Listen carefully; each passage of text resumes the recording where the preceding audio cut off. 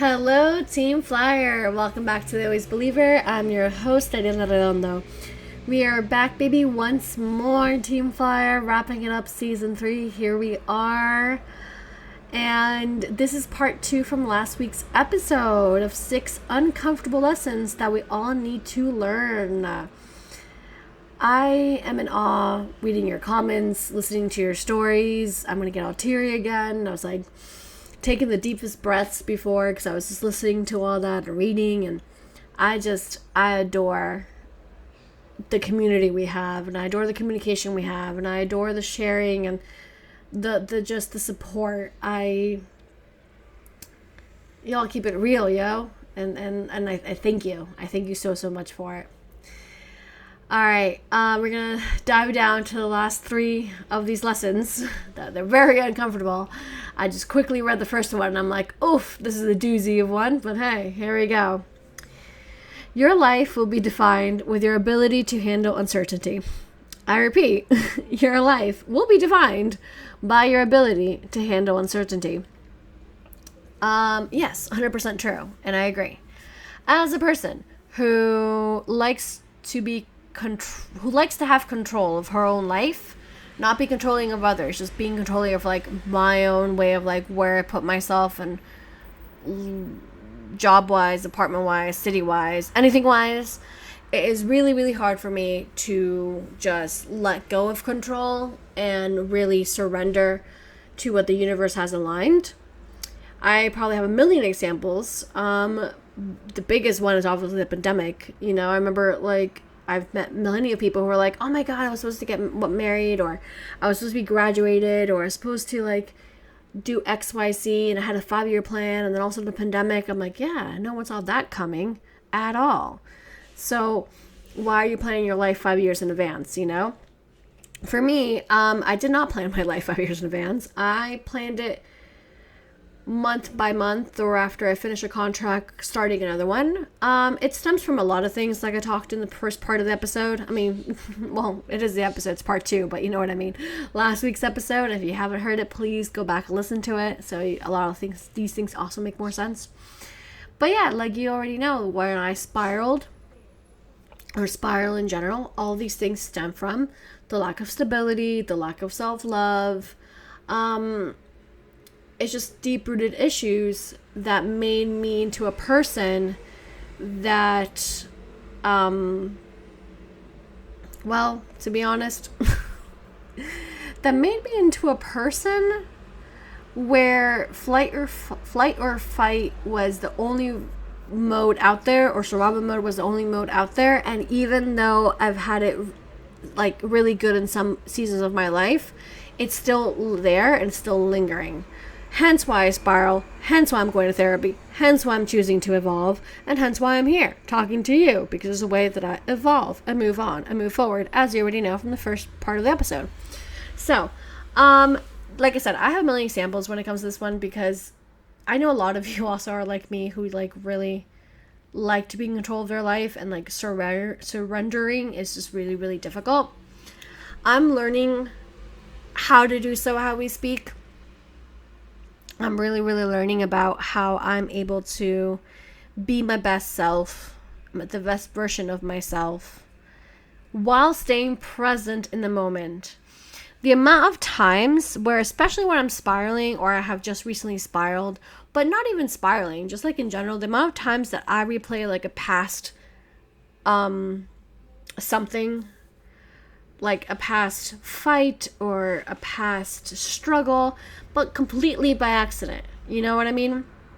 Or the amount of times that I'm triggered, for example. There's a lot of times that, because I've already said before, I've had abandonment issues. And not only like, it doesn't have to be family related ones, it just be friendships. It could be ex-boyfriends, ex-girlfriends. It could be abandonment issues, can be teachers, can be roommates, can be literally, everything's not deep rooted connected to the family per se. It definitely stems from that, a lot of these things, because they're your bloodline, and give or take, you were probably raised near them or by them, and if you were adopted, that's a whole different thing as well. You know what I mean?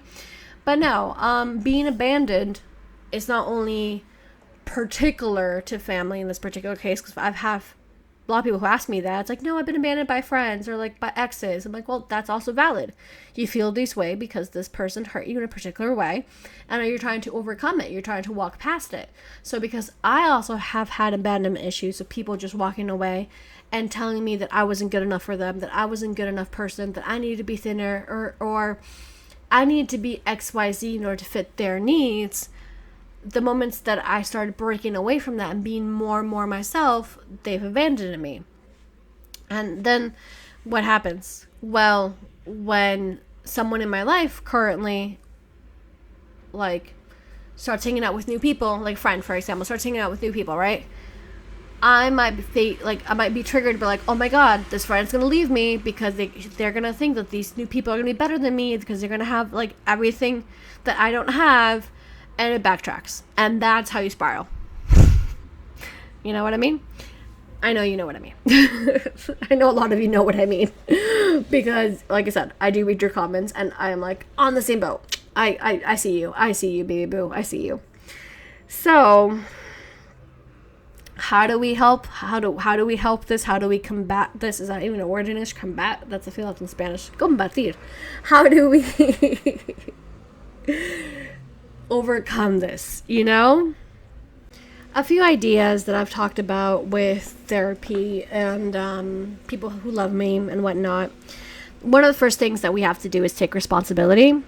Like, make your healing your responsibility. And yeah, others may have hurt you, but this is your life at the end of the day. And the most important you make your healing, the farther you'll get in life. You know what I mean? Like, just taking accountability is literally the opposite of self-abandonment, and is the way that like we have self-embodiment and self-care, taking accountability. So I take accountability for that because, well, I'm talking to you about it. And like I said in the first part of the episode, as you already know, this is why I create TikToks and podcast episodes, and I talk about it because I create accountability for myself, but I also journal. I also go to therapy. I also work my butt off and put in the work. Literally, just a shadow work. Just put in the work. So that's the first thing. Take responsibility. They've also mentioned structure. Structure breeds stability. So you gotta like start managing your time, and you'll be managing your daily stressors. So in other words, you're gonna sculpt activities into your daily life routine. Whether that might be supporting friends and family members, just people who like lift you up higher. You know? Therapy. I'm always pro therapy, please. Something that sparks your creativity, which that might be art class, coloring, blowing bubbles, creating a podcast, taking pictures, playing an instrument, going rollerblading, something that creates your, that sparks your creativity. There you go. Set limits around your work-life balance so you ensure you have personal time, and that personal time is replenishing. That's one of my biggest life lessons. I love to work. And before, it used to be jobs I did not even like. But my mentality was like, work, and no play. I'm still very much like that because currently I actually do adore, love, and breathe, eat, and live what I do. I love recording episodes. I love all my ongoing projects that's creating a life for me that I'm so grateful for. Oh my goodness. However, working 24/7 and no play is definitely no good. So I, in my particular case, have to play more. I have to be less serious and play more. So yeah, setting limits is important. And not only for me, that maybe let me look like social media breaks, but also maybe just like away from my phone and just really be in the moment. And once again, that's exactly what we're talking about. How to be more in the moment, how to deal with these self-abandonment issues, how to deal with like handling uncertainty, and literally let go of control. One of the other things that I have here in my notes, what we were talking about, was self-validate. Speak nicely to yourself, speak kindly to yourself. I already have a whole other episode all about this. And I've said it many times before. It's, your own best friend. And I'm also guilty of this. Like I said in the previous episode, I spiral so bad. I say really mean things to myself.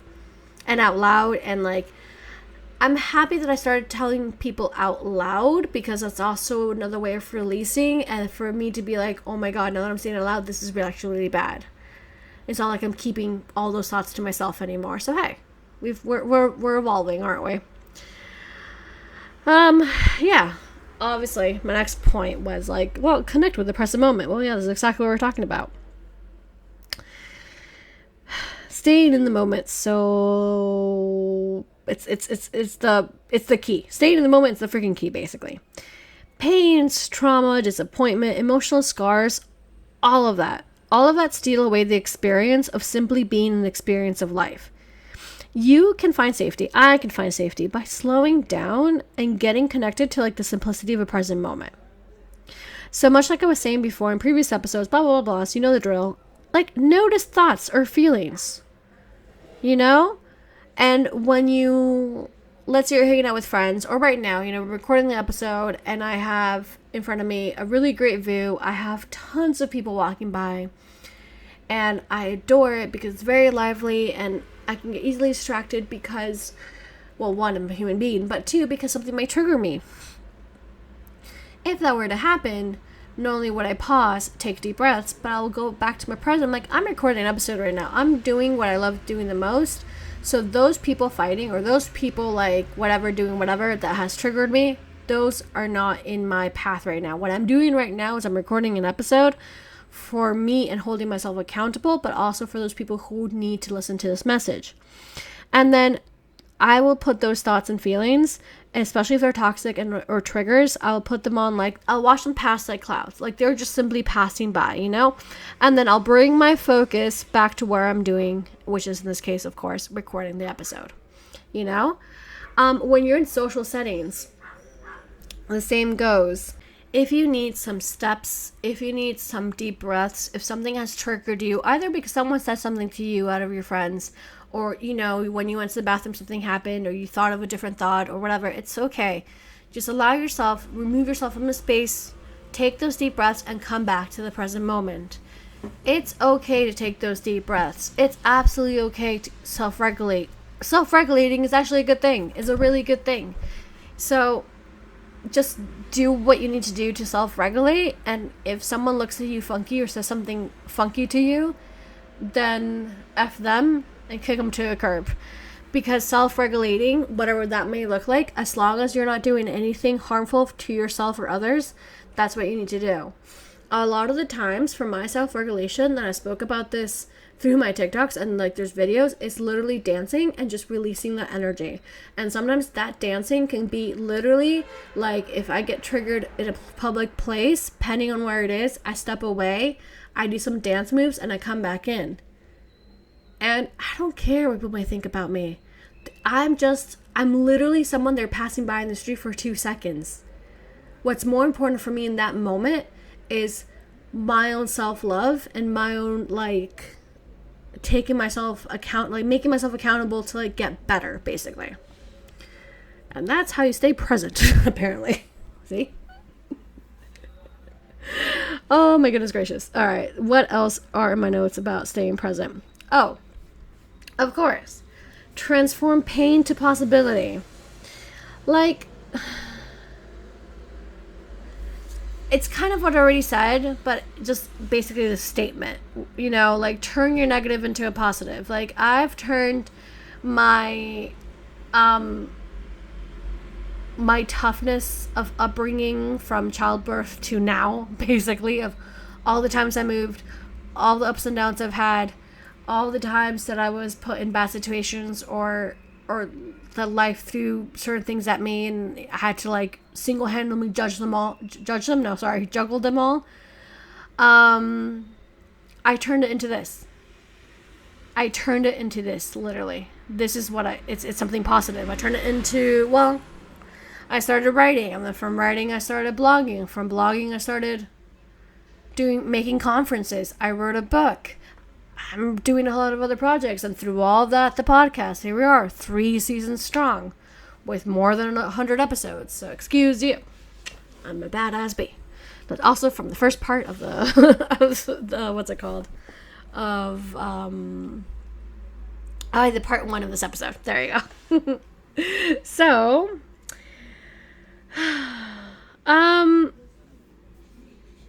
okay.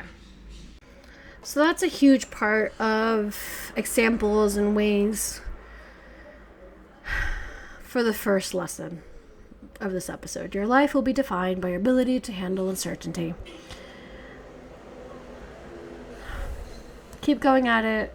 Keep finding ways to stay more present in the moment. I'm currently learning this lesson and surrendering and being happy.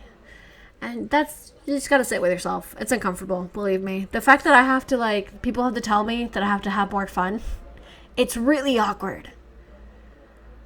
And they're like, yeah, but you probably didn't have a lot of fun when you were a child, or when you were 15. I don't know, you need to have fun now. You're probably, the way that I brought myself up. And once again, has nothing to do, this, not everything is stemmed down to what happened to you when you were a child. These are things that you could have done when you're 25 and living on your own, or 15 living on your own. Who cares? But the way that I treated myself in life was always go, go, go. There's no time for fun. Life is very serious. I'm still a very serious person. At least I think I am. And then my people who know me are like, no, you're fun, you're funny, and you make me laugh. I'm like, okay, that's good. I'm happy that at least I'm fun. I think I'm fun, but I think I'm very serious 90% of the time. Okay, they're not 90% of the time. I'm very serious and strict with myself. I feel like that's what it comes down to as well. Not towards others precisely, but with myself, I'm very demanding. And yeah, that all lines up with what we were saying. More examples. So I'm just going to change the sentence and change the lesson, because there's so many examples with this uncertainty one that I'm literally learning the lessons as I go, and I'm happy to share them with you. All right. Lesson number 5. Oh, goodness gracious. I love it, and it's going to be quick because I do have an episode about this. Woo! If your goal is to have a healthier mind, start by removing all the junk. I talked about this in the season about detoxing from food, friends, people you follow, TV shows, newspapers. I don't know. Just go unfollow if they make you unhappy, and go follow what makes you happy, basically. Yeah, so if your goal is to have a healthier mind, start by removing the junk. And, as much as we all love the follow, I have to say we love the unfollow as well. Why? Because that way the people who do follow me really want me for me, and I'm serving a purpose for myself and for them. I'm honoring that. So same goes for you. If you're following people that make you feel bad, but not because they're teasing you, but maybe because you compare yourself in those pictures, or because you spiral in your own way with these accounts. And it could be famous people, it could be the person next door, it doesn't matter. It could be, an account about cats, and you really want a cat and you don't have a cat, and that's making you really sad, and you can't see that, that makes you unhappy. There's a follow/unfollow button for a reason. Unfollow that ish. Also, for those people, and I'm happy to be not one of them anymore, because goodness gracious, I have my inbox really organized. We subscribe to so much junk mail throughout our whole lifetime. And guess where your mail is? Your mail is in your smartphone, because most likely the majority of you have your email, whatever email that may be, on your phone. You have the app, whatever the app is called, and it's in your phone and on your phone. And you carry your phone with you probably 24/7, to say the least. Am I correct? Of course I am, because we live in the society, because it's 2022. We get it. We got the idea. So what's the point of unsubscribing? Unsubscribe to newsletters that you don't want to be deleting. You take more time deleting all those emails than you do unsubscribing to them and hitting the button, unsubscribe. Because maybe it pops up and it was a thing, an activity you used to do with your ex. Or maybe it's something that you used to do pre-pandemic. Goodness gracious. See, you can tell I'm in a busy street. Maybe it's something you used to do pre-pandemic and you haven't got a chance to do it right now because we're still in the pandemic and things have shifted completely. So every time you receive that email, what happens? Your mind goes crazy. No, I just deleted it and that's it. But yes, subconsciously, that ish sticks with you. Because you must be doing it at least once a week, depending on whatever newsletters you get and how many times you get it. You know what I mean? So, remove the junk from your life. It's as simple as that. It could start with unfollowing, blocking, unsubscribing, and I'm just talking about social media. If you're still having breakfast at the same coffee place that your ex broke up with you, or that you're used to hang out all the time with your best friends and now they're not your friends anymore, or whatever it is that's lined up with that, walk away. Because if your goal is to have a healthier mind, you got to start by removing all the junk. Why is this uncomfortable? This is where it gets tricky, because we've talked about this in a previous episode. It comes to people. Yes, community is great when it's used to the best capacity. Sometimes you just have to walk away from certain relationships, no matter how hard or difficult it is. It also could be temporary. Give yourself a period of grace. But right now, if you're unhappy with some corner of your life, it could go back to your house. For example, if you're constantly messy, for example, and your room is completely unorganized and you can't find anything, all that also ebbs up with your mind. I'm not saying you have to have everything picture perfect. I'm not saying that you always have to leave everything really nice and tidy. But start changing and shifting those kind of things around you in order for you to have a healthier mindset. You got to start by removing the junk.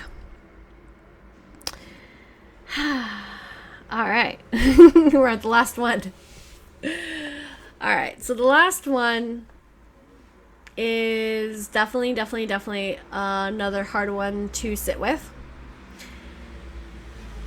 because it's very similar to the first one that I said last week, and it talked all about self-love and worthiness. Your quote-unquote best life won't seek validation, but insecurity will. Right? Did I say it again? I say it again, right? Your quote-unquote best life won't seek validation, but insecurity will. All right, so, yeah. We've all met them. I feel like most of us have been them. Ever since we were born, we're constantly seeking somebody else's approval. We're constantly wanting somebody else to give us that golden sticker and say, hey, you did it. Because we're programmed, and this is where I talk about breaking generational trauma and cycles. It's not being it's really also not being a B, but it's not being mean to your past generations. It's just simply stating that we shouldn't be evaluated or get a prize by simply being good just for being good. You know, it's an old way of thinking.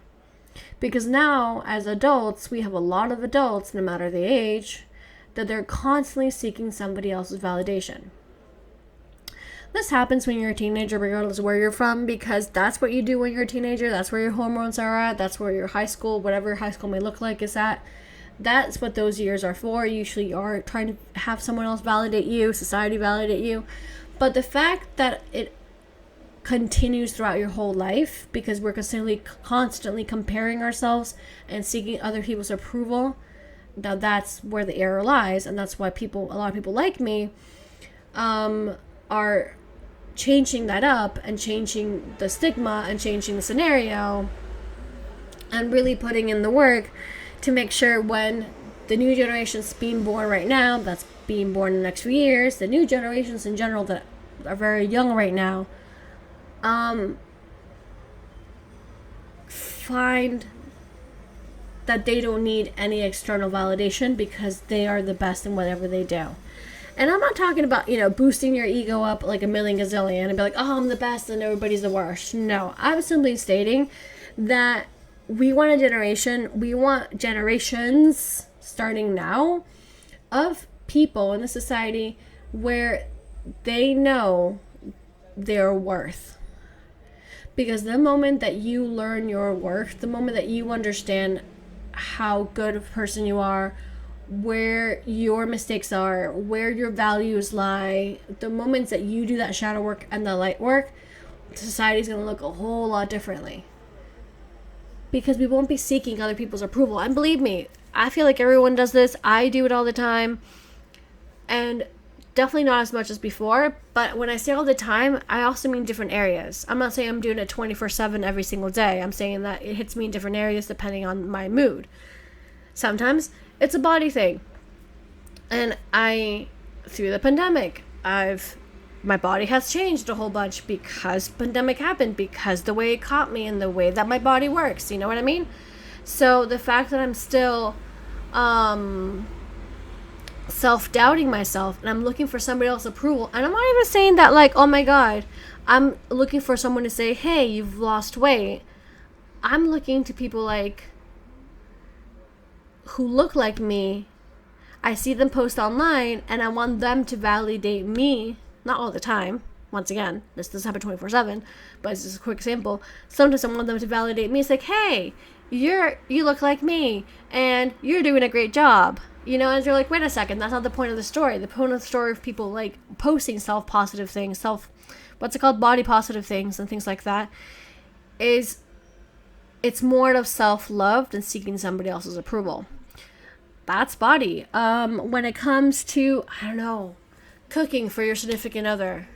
You know, maybe for you did a really great job at this plate. You absolutely fell in love with it. It's one of your favorite plates. And you ask your partner and they're like, oh, it's really tasty, but it's not one of my favorites. My favorite's something else. Maybe because we're so used to seeking approval, all of a sudden your heart goes down to the floor and you're like, oh no, like I was super hyped up about it, but then, you know, my significant other didn't like it. And not because your significant other controls you by any means, but it's because we're seeking somebody else's approval. This is where like imposter syndrome comes from as well. Now, what was the end of that sentence? What was the end of that life lesson sentence? Tongue twister moment. Goodness gracious. And you're drinking more water right now. I'm going to pause and drink more water. The end of the sentence of that life lesson was insecurity well. Once again, your best life won't seek validation, but insecurity will. And that right there deserves a mic drop without a doubt. Because when you do make that meal, when you do wear that clothes, and your best friend, your roommate, your boss, your coworker, your classmate, they say a negative comment about it, if you take offense to that, that means you're insecure. So, what does that mean with all this said and done? When you truly are living your best life, and I'm not even talking about the whole picture, because it takes a lot of work and effort and self-love to get there. And we're pieces, we are also pieces of this really huge thing called life. But what I was trying to say is that we are...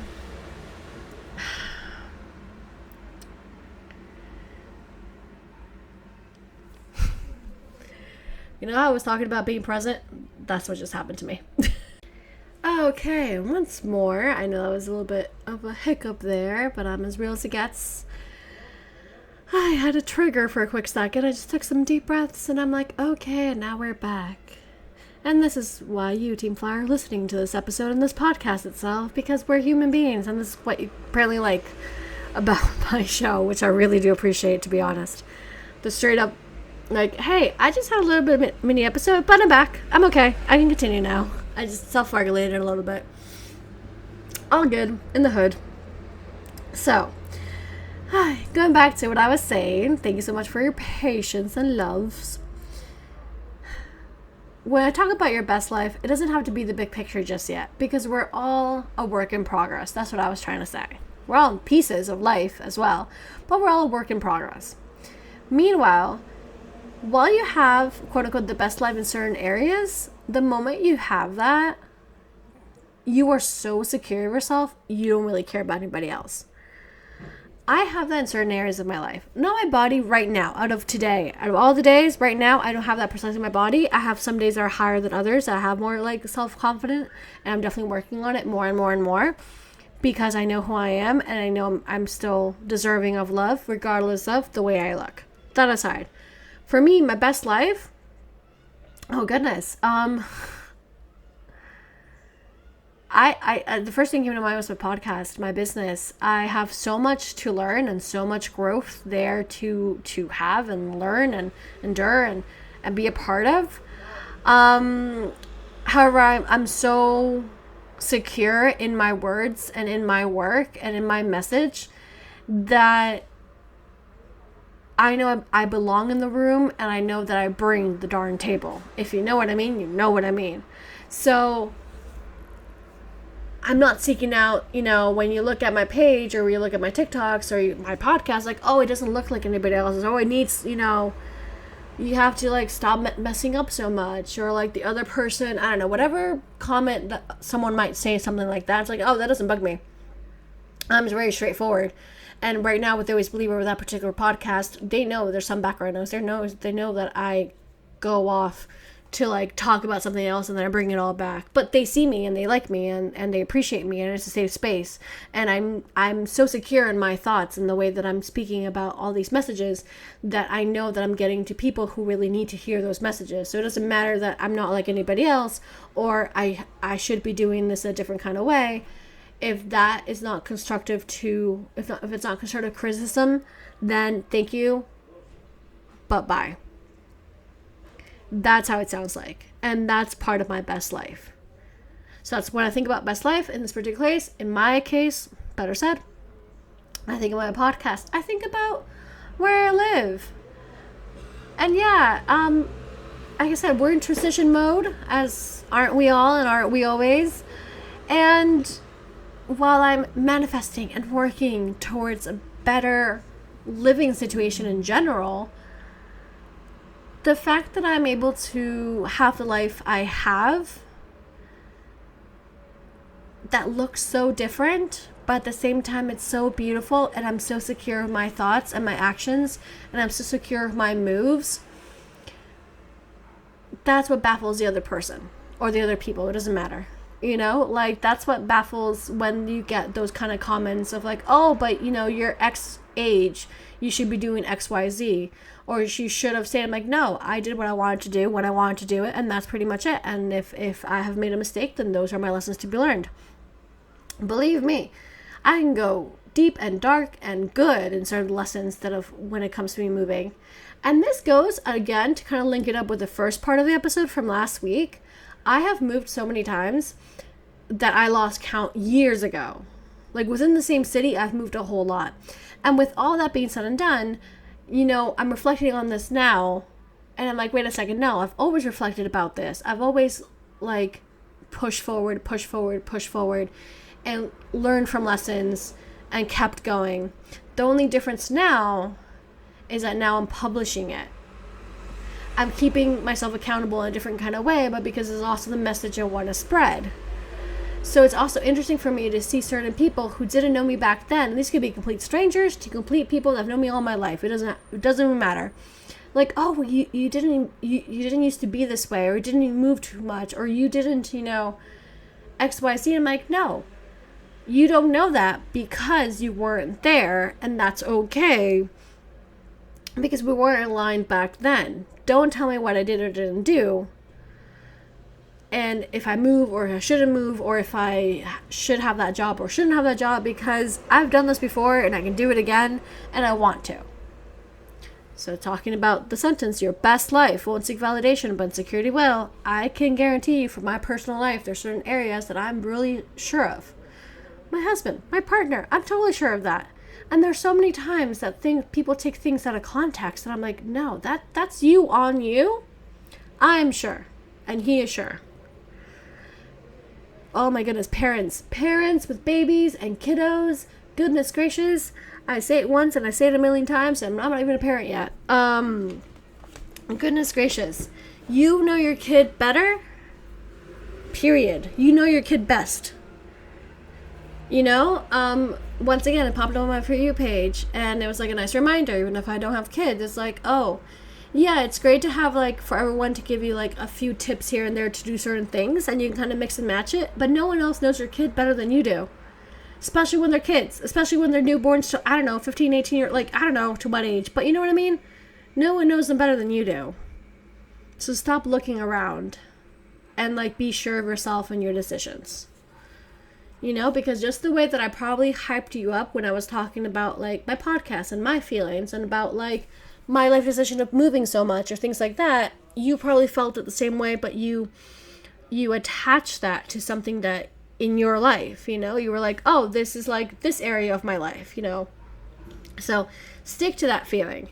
And little by little, through the different areas of our life that we live, it's going to turn into the best life in general because you worked on every single area, because you are working on every single area. Because, once again, your best life won't seek validation, but insecurity will.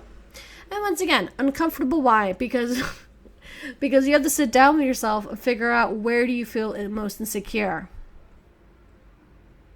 I said it before. For me, it was abandonment, for example. So that aligns with friends or with partners or any kind of relationships you can think of, or with jobs even.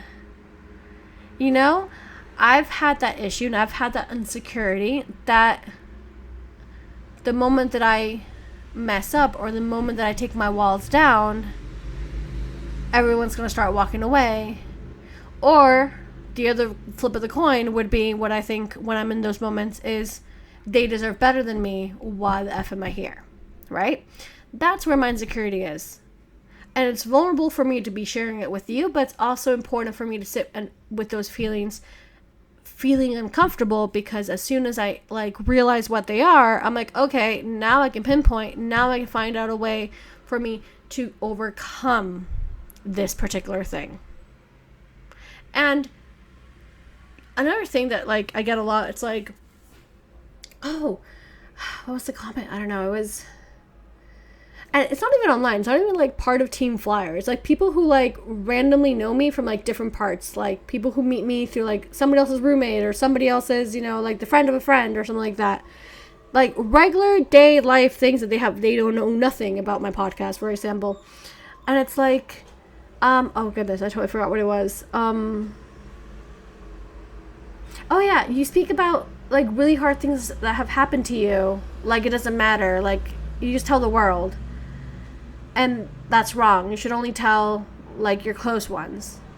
And I'm first of all, I'm not sharing with you every single personal detail of my life.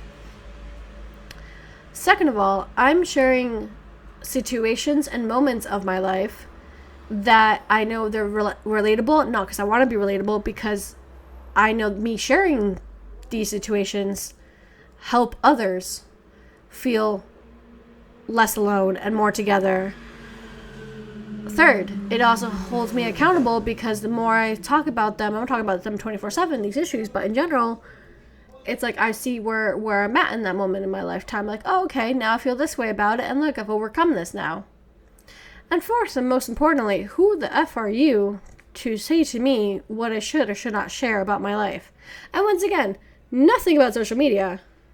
Just in general, people who are oh my God, you're so outspoken. I'm if that scares you, that's on you. But I'm choosing to share certain stories and stand up, for example, about being sexually abused. I'm standing up for people who have gone through that. So all together make it less taboo, because it shouldn't be, and we're talking about it. That's how you make a change, and that's how you break cycles. So once again, when you ask me, in general, people ask me oh, is it just family? I'm no, it's relationships. It's the person that you meet on the bus and all of a sudden they trigger you and they tell you something. It's the story I told in the previous episode. This person coming up to us completely out of the blue, just yelling. I'm that's on you. I'm choosing to walk away for the greater good because I don't need that in my life. And same goes. So be secure in your thoughts and your actions. Be kind to yourself. Remember, you are responsible for your emotional reactions. So if you do make mistakes, and you will, and you do, and I do too, own up to them. Figure them out. It doesn't happen overnight. Some of them do not happen overnight. They really, really don't. And your self-love must be stronger than your desire to be loved. It's self-love yourself. Love yourself. Find ways every single day to hype yourself up more and more and more and more and more and more and more. And then that's when you see the magic happen. That's when you see that your manifestations are coming true, because you're aligning with that same vibrant like frequency, and you're actually living that best life. All right, so these are pluses, and they're super duper important for me to express to you, because now that we're wrapping things up, I definitely want to remind you that you don't have to remember your trauma in order for you to heal. When a traumatic event happens, it leaves you with an emotional residue in your body. Yes, I'm reading my notes right now. You don't have to remember every single detail that happened to you by any chance to know that something happened. Okay? You have to check in with yourself constantly, because you need to find out where your triggers are. That's essentially what all these life lessons are about. That's why they're uncomfortable, because you're seeing your triggers. You're seeing what triggers you. Well, I guess it's the same thing, but you know what I mean? And you have to work through that. Are you triggered by peace? Are you triggered by, people fighting? Are you constantly having cravings? Do you have mysterious pains in your body? Gut issues? Are you bored easily? That you can't sit still? Do you constantly feel like something bad is going to happen, or that you are going to create a bad situation? Do you feel paranoid? So yeah, all that. Instead of attaching an entire narrative to all those feelings, work with the feelings without the story. Okay? Because once you worked with all those feelings that are bottled up and stored in your body, you will have made peace with your past, regardless of the fact if you remember all the details or not. Okay? Like, sit with all that I just said, because that was a really, really fast thing to say. But I think it's very important, because you don't have to remember everything that happened. I did not have to remember, and I still don't, every single thing that happened to me when I was sexually abused, and every single time through all the details. I did back in the past. I healed through it, and right now I cannot simply tell you, because not that I blocked it out, because I'm not over it. It simply is I'm going through the triggers of those feelings and working through that story, through those feelings without the story, basically. This particular case, I'm basically over it. You're never super over it, but I'm over it enough. So right now I'm dealing with other cases, like I've said before in different episodes. So it lines up with what we were saying, that like you don't have to remember absolutely everything, like all the screaming, all the fighting, or all the... No. The feelings that you've had, the triggers that you've had with that, work through your feelings, okay? The story, parts of it, it's fine. What's important right now are your feelings and how you deal with them. And like we were saying once more, your triggers and what they do to you. Alrighty then. As I wrap this up, I also want to say one of my other main questions that I keep getting asked, and I did do a TikTok about this, but probably about like 10 days ago or so. Everyone's like, oh my God, I'm claiming your energy. Like your energy's so on point. Like, how do you get this way? And like, oh my God. Yeah, I have a lot of TikToks posts and things like that, where I'm super upbeat and like telling you more answers than pain, if that makes any sense. You know what I mean? However, that may be true, I also show you the real, as you already know. Anyway, so usually when I say to all this, I wanted to make sure I included it in this podcast episode. I wrote to this person who left me this comment. Change of mindset, which is everything we've been talking about for this episode, and then some. Knowing that energy is more important than the rest. Once again, there's an episode called Access to Your Energy is a Privilege. Listen to it, remember it, like manifest it, envision it. Your energy is the most important thing there is. Set boundaries with yourself, with others, with places. Doesn't matter. Set boundaries because it's super, super important. Surround yourself with positive vibes. We already talked about that. Be patient with yourself. Be patient. That's a good reminder for myself. Be patient. We don't happen overnight. Nothing happens overnight. So it's all aligning. It really, really is. Do the shadow work. Do the light work. That's what we're doing right now. That's why you're here. Keep doing what you love. Surround yourself with activities you love. Keep doing that. Forgive yourself. Forgive others as well, but also yourself. I feel like we put ourselves to the ringer way too much and way too harshly. So forgive yourself. And vent and shake it off. That's just some of the many things that I suggested, basically. You know what I mean? All right, folks. All right, Team Flyer. I have one more quote that you all loved, and I'm putting in the podcast as another reminder as well. And it is, trust the universe so much that it's fine. That you know it's fine. Because even if it isn't, it will be. All right. I'm going to cry. Happy tears. Thank you so much for joining me, for being here. 3 seasons strong. I'm so thankful for each and every one of you and all your comments. Let me know which of the 3 ones that you like the most, or you aligned with the most of these lessons. Your life will be defined by your ability to handle uncertainty. If your goal is to have a healthier mind, start by removing all the junk, or your best life won't seek validation but insecurity will. All that being said and done, please keep commenting, sharing, listening, believing, doing, putting in the work. This is a safe space. Please tell me your thoughts. And we're in this together. We really, really are. Thank you so much, Team Flyer. You mean the absolute world to me.